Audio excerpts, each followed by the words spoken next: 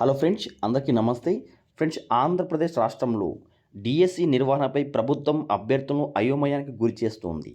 ప్రధానంగా డిఎస్సి తేదీలు, పరీక్ష కేంద్రాలపై స్పష్టత కరువైంది.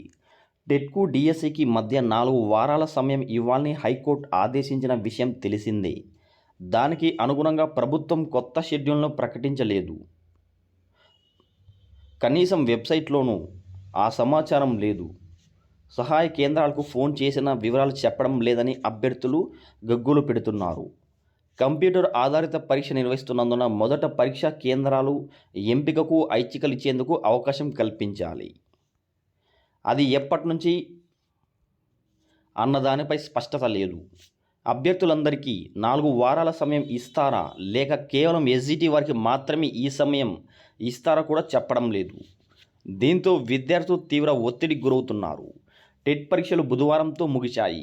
వీరందరూ డిఎస్సి రాస్తారు. ఈ లెక్కన 3 లక్షల మందికి పైగా డిఎస్సి రాసే అవకాశం ఉంది. మొదట ప్రకటించిన షెడ్యూల్ ప్రకారం ఈ నెల 5 నుంచి హాల్ టికెట్లు డౌన్లోడ్ కావాలి. 15వ తేదీ నుంచి పరీక్షలు ప్రారంభమవ్వాలి.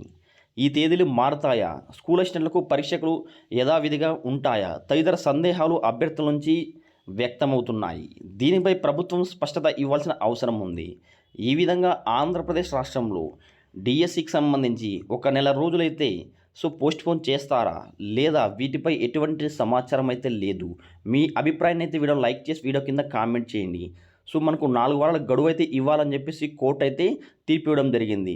నెల రోజులు మనకు పోస్ట్పోన్ చేసే అవకాశాలు అయితే ఎక్కువగానే ఉన్నాయి. డిఎస్సి పోస్ట్పోన్ అవుతుందా లేదా, మీరేమనుకుంటారు? మీ అభిప్రాయాన్ని కూడా లైక్ చేసి వీడియో కింద కామెంట్ చేయండి. ఇలాంటి మరిన్ని వీడియోస్ కోసం ప్రతి ఒక్కరు మన ఛానల్ సబ్స్క్రైబ్ చేసుకోండి.